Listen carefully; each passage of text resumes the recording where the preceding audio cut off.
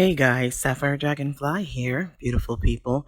So I wanted to share this video with you. And 4 years ago, when I decided to pack my car, listen to spirit, and take a huge leap in my life, I went through a lot of opposition. Okay. I say this to you guys because we're in a season right now where a lot of us are trying to make decisions on how we want to align our lives, how we want to strategically place ourselves in order to get where we want to go. And who's going to be on that, on that trip with us? Who's going to be in that path with us? Are we going to take it alone? Are we going to allow certain people to come with us? Are we going to open ourselves up to have new people on that path with us? So I was talking to a friend of mine who's making a huge leap of faith in life because they truly believe that God has a bigger plan for them than the toxic situation that they've had to deal with and the toxic people that they've had to be around. And, we as people, we tend to be so loyal to societal norms, doing what our parents did, doing what society says is the right thing. But here goes the thing. You have a beautiful new opportunity to do something that some of your parents didn't get to do. Because as we're headed into new earth, we have an opportunity to rewrite societal guidelines and for ourselves, but not only for ourselves, but for other people, to show people that we can live differently than our parents did. We can live differently than the societal norms, and we can be happy doing it, be successful, be saved, and be walking in our purpose. Okay. It is more important for us to walk in our divine purpose of who we are, and what we want that is healthy and for our greatest good than it is for us to try and maintain or build some kind of statute according to what society says our happiness should look like, So I wanted to share this message with you. I recorded it 4 years ago for my business partners. We were in the process of getting our business open, in Georgia. And so I would send them inspirational messages. As I would get a message from Spirit, I would send them a teaching. And so when I came across this teaching, I said, you know what? I think this is a great teaching for Sapphire Dragonfly, for the channel subscribers and followers. I think you guys need to hear this. I think you need that added boost. Okay. So with that ado, I'm going to go ahead and let you guys listen to the teaching. I am going to be putting a discount on the Midas Touch oil right now.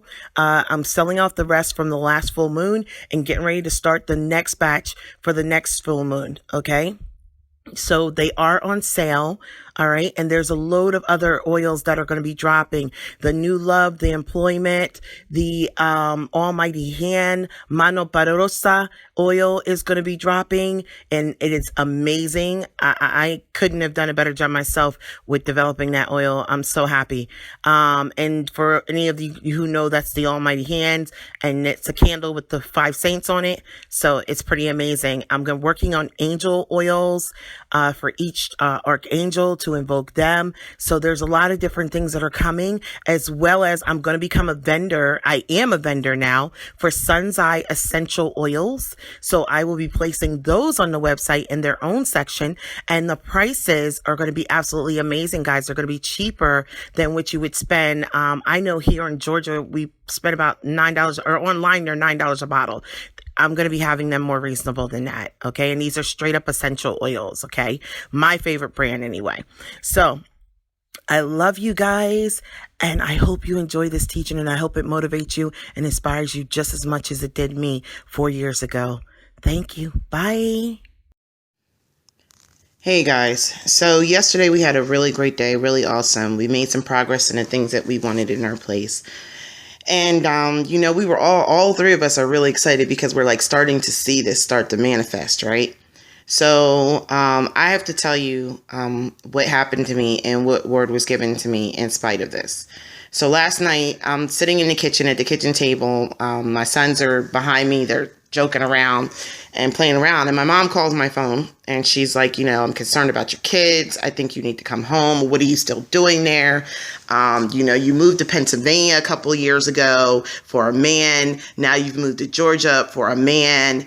And, I'm sitting there laughing on the phone and I'm like, Mom, my kids are fine. They're literally standing right here, like playing around in the kitchen. And she just like, are you sure? She's like, well, what are you doing? What are your plans? You have no direction. You need to pack up your stuff and come home. You don't know what you're doing, blah, blah, blah. And she's like, the kids have been on my mind and, just constantly on my mind and I'm worried about them. And I said, Mom, we're fine. And she just, she said, well, I want to talk to my grandkids. So she talked to my sons. And at first they were like, no, we don't want to talk to her. She's going to make us feel like bad or like crazy or something. But they got on the phone and they talked to her and they were just like, we're fine. And I was just like, well, what did she say? She said we could call her whenever we need to talk. And they were just like, they both had it on speakerphone. They went upstairs to Nils's room and they were just like, yeah, we're fine. We're good. Okay. If we need to talk, we'll call you. And then they gave me back my phone. They were just like, yo, she is really tripping. So I was like, yeah, she doesn't even understand everything that's going on here. And, that you guys are okay. She doesn't have faith in a job that she did raising me. And Aaron and I have had this talk before. So, afterwards, I kind of laughed it off because I said, okay, that's just typical Miss Smalls. That's just the way she is. But when I woke up this morning, and it brings tears to my eyes, the first thing that came into my head is that we are now nearing that point where we are going to see storms. A couple, okay? I have a couple new ideas as far as financing and money that have jumped into my head, that God is giving me. And, but the storms are coming because we're that close. We're literally on the cusp of that leap of faith. Okay. We've already taken the leap, but we're midair. We're midair and, it's like that basketball player in midair. We're going to land on the other side, but we're doing the steps to land, and every little thing we do that propels us forward towards this goal, this dream. It's like, it's God putting these imaginary steps in the air that are leading us down safely to the other side. That's what he's showing me. Okay. So, I just wanted to tell you guys this because I know that what Spirit told me is that these storms are not going to just like that was part of mine right there. But Aaron, you're going to have some trials and tribulations, some storms that are going to come at you, try to discourage you, because I'm not going to lie. Last night I was lying down. I'm like, do you know what you're doing? Are you sure about this? Or, maybe you should just go home, get a job. And I'm sitting here going, I'm second guessing myself. I am literally second guessing myself, and I'm just like, wow, because people think they know what's best for you, but they truly don't. And one of the things that got me yesterday that Thershawn said that I questioned Thershawn because she listens to her apostles so closely, and she's learned so much from her. So I had one time remembered Thershawn, I questioned you, do you listen to everything she tells you to do? And you said, no. You said, I listen and I discern from her guidance through God what I'm supposed to follow through on. And if I feel that something isn't right, then I listen to God on that. So, this is one of these situations where right now that is what we're going through. We're going to have people going around us. We're going to have situations going on around us that are going to make us feel like we want to give up. But we've got to listen to our soul and our spirit because God lives in us and he's going to speak to us and tell us to keep strong and keep going. And I woke up this morning with this overwhelming strength to push forward, to keep going, because I literally hear Spirit telling me, you guys are there. You guys are right there. Don't let anybody take it from you, because the further you go, the more you push, the more they're going to come at you. They're going to tell you don't know how to run it. They're going to tell you don't know what to do. Please, we got this. We know how to do this, because if we didn't, we wouldn't have come up with God. Spirit wouldn't have given it to us in the first place. He wouldn't give it to us to fail. He wouldn't give it to us to fail. And this wasn't my idea, honestly. It really just came from being around and asking God, give me an idea on what they need here. What are they lacking? So I just wanted to call you guys and share this with you because, and to support what I'm saying, Spirit, God told me to give up a scripture, which is something I've been lacking in, to support what I'm saying. And I chose Matthew chapter 8, verse 23, which is Jesus calms the storm. Actually, I'm going to go back one and say the cost of following Jesus, which is verse 18, chapter 8. Okay. And it says, when Jesus saw the crowd around him, he gave orders to cross to the other side of the lake. Then a teacher of the law came to him and said, Teacher, I will follow you wherever you go. Jesus replied, and I want you to listen to this. Foxes have holes, birds of the air have nests, but the Son of Man has no place to lay his head. Another disciple said to him, Lord, let me go first and bury my father. But Jesus told him, follow me and let the dead bury their own. Let me tell you, I have not been to 2 funerals. I did not go to my grandmother's funeral this year, and I did not go to my cousin's funeral just now. And I felt bad about it, but I don't feel bad about it anymore, because when you walk like Jesus, when you walk with him, he has no home. And like he said, let the dead bury the dead. You're either going to follow me or you're not. And I knew that if I went home for those funerals, I knew if I went home that they were going to try and keep me there. So Spirit told me, nope, it's not that important. They're not there anymore. They're with me anyway. They're okay. Keep on your path. Keep going. Now, and human beings can't understand that. They get all caught up in emotion. They can't understand that. But I do. I understand, because had I gone, I'd have been questioning what we're doing and what we're doing right now. And I might, because I'm human, I might have gotten weak and given up. Okay. And been like, okay, let me just go home back to something familiar. But Jesus didn't have a home. He made that very clear. He didn't have a home. He had a purpose. And that's all he claimed was his purpose, which was to lead and save the son of the children of God. Okay, to be the Son of God and to save us, his brothers and sisters, show us the way. That was his purpose. But as you said, he said, the Son of Man has no place to lay his head. He had no home.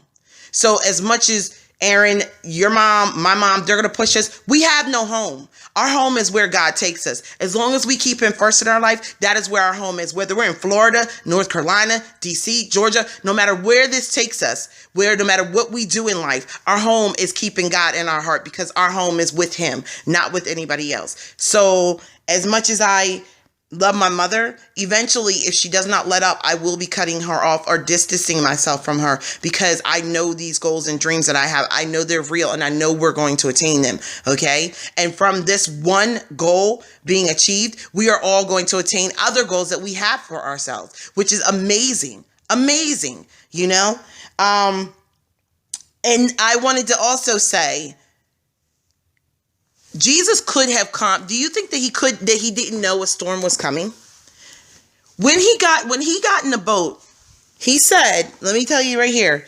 He said, Lord, let me go and burn. Oh no, I'm sorry. Then he got into the boat and his disciples followed him. Without warning, a furious storm came up on the lake so that the waves swept over the boat. Do you really believe that Jesus got in that boat knowing that a storm was going to come? Yes, he did. He's the Son of God. He knew that storm was going to come, but he also knew that he had a purpose. So he got in that boat. Now, it said, this is very interesting, because people will probably say, why didn't he stop the storm? Why didn't he stop it if he was in the boat, if he knew it was coming? That's because he didn't fear the storm. He didn't fear the storm. What's he going to fear the storm for? It's his Father. The storms come via his Father, okay? The water, that's his Father. Why should he fear the storm? Why should we fear the storm? This is our purpose. We should not fear this storm. We will not fear this storm, period, okay? All right. So then he said, without warning, a furious storm came up on the lake, so that the waves swept over the boat. But Jesus was sleeping. The disciples went and woke him, saying, Lord, save us, we're going down. And Jesus, listen to his reply. And tell me, the expression, you of little faith, why are you so afraid? Then he got up and rebuked the winds and the waves, and it was completely calm. The men were amazed and asked, what kind of man is this? Even the winds and the waves obey him. Now, let me make this very straight to you. Jesus was the Son of God, but Jesus was also part human. So God put in him that he had more of an ability than us, but he had a power over the things that God also created. The same way God created us in his likeness. We are the highest of the high on the earth that walk above the animals that crawl, slither, okay? The bunnies, the tigers. If we speak it, it will be so. We will manifest it because he put that in us when he put part of himself in us. That storm came, and as soon as the storm hit, they were in the boat with Jesus, the Son of God, who they chose to follow and have no home. And yet when a storm hit, they ran to him for help. Wow. How could you not have faith when the Son of God was in your boat? You truly believe that that storm was going to take out the boat carrying the Son of God? Oh, no. See, and this is where I'm at right now. These storms that are coming, they can't take us out. You know why? Because God lives in us. So they can't take us out. So any storm that comes, we will vanquish it. We will go over it. And I'm telling you this because they're about to come. They're about to come. But do not forget the one key thing. Oh, and the storm's going to come in several different ways. It's going to come through people. It's going to come through finances. Sean, you going through it right now. It's going to go through finances. Aaron, it's going to come through people. Your mom, your kids not being that crazy about coming here, just like mine.